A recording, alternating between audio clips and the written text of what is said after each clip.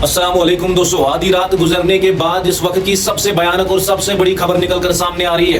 पिछले 48 घंटों में ईरान पर कई हमले हुए, लेकिन अभी जो अटैक हुआ है ना दोस्तों, वो एक अलग ही लेवल अप का महा हमला है। अमेरिका ने पूरी ताकत के साथ ईरान के बॉर्डर इलाकों को हिलाकर रख दिया है। आसमान में स्ट्रेट ऑफ हार्मूज से लेकर ईरान तक सिर्फ फाइटर जेट्स और रिफ्यूलिंग विमान उड़ते हुए दिख रहे हैं। और इसी के बीच डोनाल्ड ट्रंप ने अचानक अपने सोशल मीडिया पर ऐसी फोटो ट्वीट कर दी है जिससे पूरी दुनिया में खौफ का माहौल है।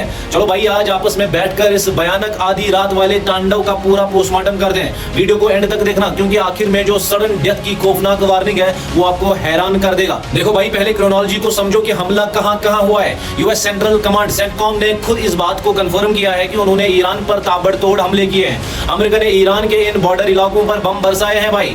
सिर्क और बंदर अब्बास, जहां से लाइव तबाही का वीडियो भी सामने आया है। कासिम आइलैंड, जसक और खंडाब के स्ट्रेटेजिक बॉर्डर जोन। अमेरिका का बहाना सेंटकॉम का कहना है कि ईरान ने उनके कमर्शियल शिप्स और अरब दोस्तों पर ड्रोन से दोबारा हमला किया था। अमेरिका चाहता है कि उनके जहाज बिना किसी टोल फी या रोक टोक के स्ट्रेट ऑफ हार्मूज से निकल सके।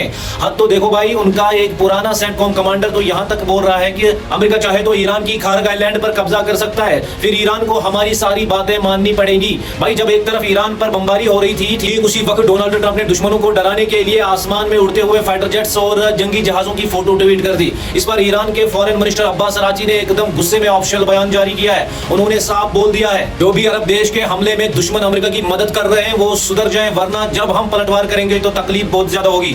भाई, उन्होंने याद दिलाया है कि कैसे पिछले 41 दिनों की जंग में ईरान ने अमेरिका और बाकी देशों को लाइन में लगा दिया था। भाई, उस 41 दिन की जंग से जुड़ी एक बहुत बड़ी चौंकाने वाली रिपोर्ट अब बाकी बची हुई अमेरिकन सैनिकों की हवाले से सामने आई है। कुवैत में जिस जगह ईरान ने मिसाइल दागी थी, वहां अमेरिका के 6 फौजी हल्लाक यानी डेड हुए थे और दर्जनों जख्मी हुए थे। अब उन जख्मी सैनिकों का बयान आया है कि वहां हमारे बचाव के लिए कुछ भी नहीं था, हम पर अचानक हमला हुआ और हम बच नहीं सके। उन्होंने खुलासा किया है कि जो सरकारी संख्या बताई गई है मरने और जख्मी होने वालों का असली आंकड़ा उससे बहुत ज्यादा है। भाई, जब अमेरिका समंदर और आसमान में जीत नहीं पा रहा है तो वो बहुत खतरनाक कांड पर उतर गया है। इस सैटेलाइट इमेज को देखो मेरे भाई, अमेरिका ने जानबूझकर ईरान के बुशर न्यूक्लियर पावर प्लांट के एकदम पास बम बरसाए। अब डर ये पैदा हो गया है कि अगर गलती से भी रिएक्टर लीक हुआ या कोई केमिकल गैस पर्शन गब तक फैल गई तो पूरे इलाके में मौत का तांडव मच जाएगा। उधर इजराइल के अखबारों ने 3 भाषाओं यानी फारसी, इंग्लिश और हैब्रू में खुला लिख दिया है, get ready to sudden death, यानी अचानक आने वाली मौत के लिए तैयार रहो। इजराइल का कहना है कि ईरान उन पर डायरेक्ट हमला इसलिए नहीं कर रहा है क्योंकि